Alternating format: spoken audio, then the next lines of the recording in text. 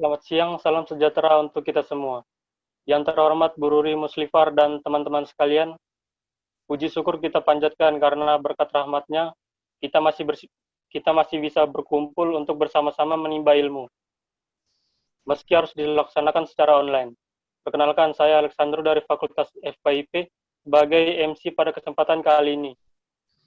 Saya juga ingin memperkenalkan 3 pembawa materi hari ini. Kepada Anissa dipersilakan. Perkenalkan, nama saya Anissa Permatasari dari Fakultas FKIP jurusan Pendidikan Ekonomi B. Kepada Messi dipersilakan. Assalamualaikum warahmatullahi wabarakatuh. Perkenalkan, nama saya Messi Ayulandari dari Fakultas FKIP Prodi Pendidikan Ekonomi.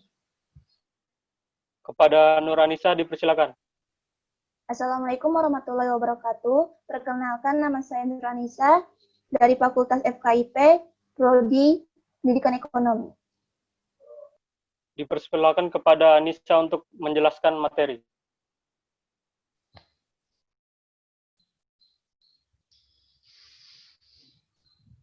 Dinamika perilaku manusia dalam perspektif psikologi. Dinamika perilaku manusia adalah sekumpulan perilaku yang dimiliki oleh manusia dan dipengaruhi oleh adat, sikap, nilai, etika, kekuasaan, persuasi, dan genetika.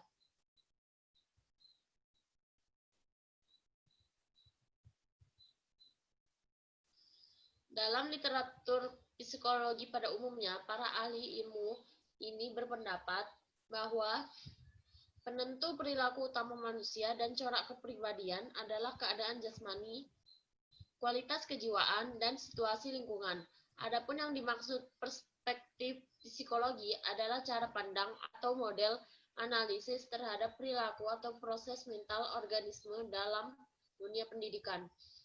Psikologi memberikan sumbangan terhadap pendidikan karena subjek dan objek pendidikan adalah manusia, maksudnya individu. Psikologi memberikan wawasan bagaimana memahami perilaku individu, proses pendidikan, serta bagaimana membantu individu agar dapat berkembang optimal. Dalam rangka pencapaian efektivitas proses pendidikan, perspektif dalam psikologi dibagi menjadi beberapa bagian, di antaranya perspektif biologi, perspektif behaviorisme, perspektif kognitif, perspektif humanistik.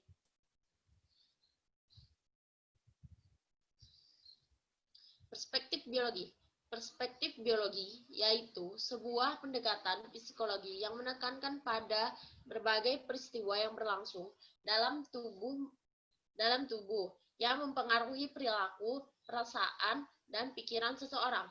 Perspektif biologis memunculkan psikologi evolusi, yaitu suatu bidang psikologi yang menekankan pada mekanisme evolusi yang membantu menjelaskan kesamaan di antara manusia dalam kognisi, perkembangan, emosi, praktik-praktik sosial, dan area-area lain dari perilaku.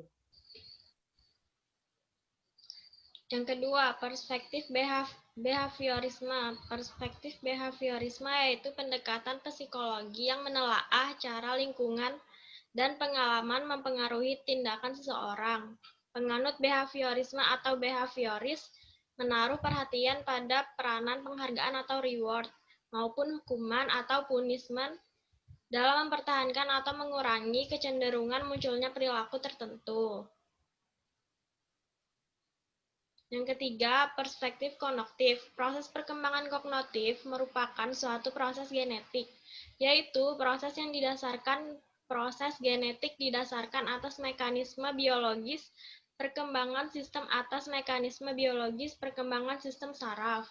Tujuan aspek kognitif berorientasi pada kemampuan berpikir yang mencangkup kemampuan intelektual yang lebih sederhana, yaitu mengingat, sampai pada kemampuan memecahkan masalah yang menuntut siswa untuk menghubungkan dan menggabungkan beberapa ide, gagasan, metode, atau prosedur yang dipelajari untuk memecahkan masalah tersebut. Yang keempat, perspektif humanistik. Menurut pandangan humanistik, Manusia adalah makhluk yang aktif dalam merumuskan strategi transaksional dengan lingkungannya. Perilaku manusia berpusat pada konsep dirinya berupa persepsi manusia tentang identitas dirinya yang bersifat fleksibel dan berubah-ubah. Selain itu, perilaku manusia juga didasarkan pada kebutuhannya dalam fungsi untuk mempertahankan, meningkatkan, serta mengaktualisasikan dirinya.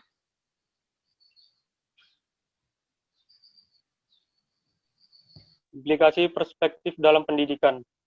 Implikasi perspektif biologis, perspektif behaviorisme, perspektif kognitif, dan perspektif humanistik dalam pendidikan. Perspektif biologi. Implikasinya terhadap pendidikan adalah sebagai berikut. Yang pertama, pengalaman tilikan atau insight bahwa tilikan memegang peranan yang penting dalam perilaku. Dalam proses pembelajaran, hendaknya peserta didik memiliki kemampuan tilikan, yaitu kemampuan mengenal keterkaitan unsur-unsur dalam suatu objek atau peristiwa. Yang kedua, pembelajaran yang bermakna atau meaningful learning. Kebermaknaan unsur-unsur yang terkait akan menunjang pembentukan tilikan dalam proses pembelajaran. Hal-hal yang dipelajari peserta didik hendaknya memiliki makna yang jelas dan logis dengan proses kehidupannya. Yang ketiga, perilaku bertujuan atau positive behavior, bahwa perilaku terarah pada tujuan. Oleh karena itu, guru hendaknya menyadari tujuan sebagai arah aktivitas pengajaran dan membantu peserta didik dalam memahami tujuannya. Yang keempat, prinsip ruang hidup atau life space, bahwa perilaku individu memiliki keterkaitan dengan lingkungan di mana ia berada. Oleh karena itu, materi yang diajarkan hendaknya memiliki keterkaitan dengan situasi dan kondisi lingkungan kehidupan peserta didik.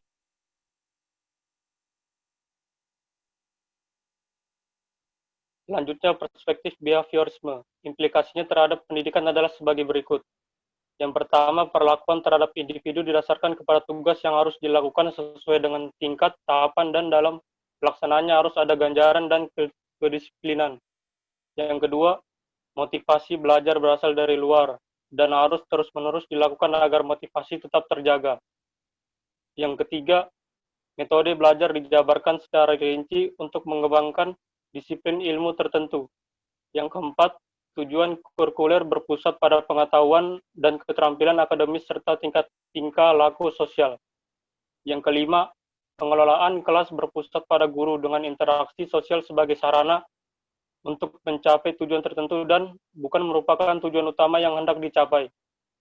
Yang keenam, mengefektifkan belajar dilakukan dengan cara menyusun program secara rinci dan bertingkat sesuai serta mengutamakan pengusahaan bahan atau keterampilan. Yang ketujuh, kegiatan peserta didik diarahkan pada memamerkan keterampilan melalui pembiasaan setahap demi tahap secara rinci.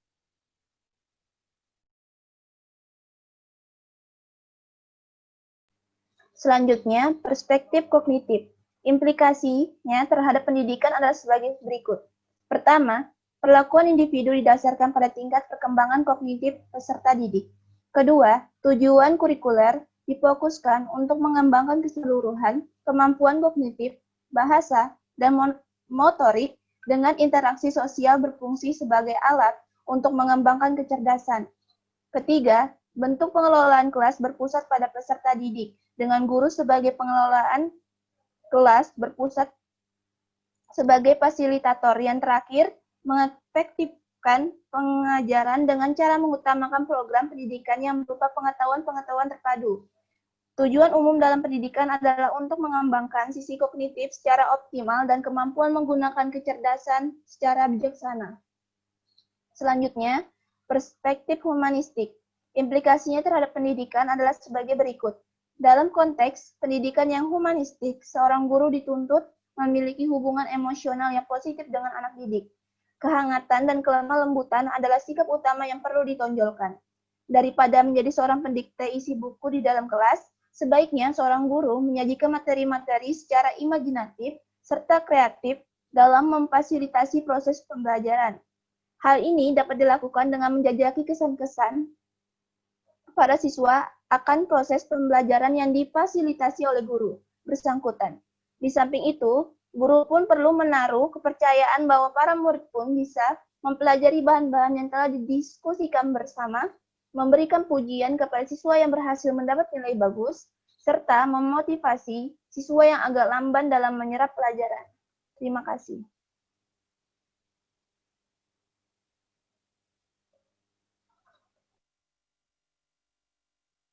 Sekian presentasi dari kelompok kami, kurang lebihnya mohon dimaafkan.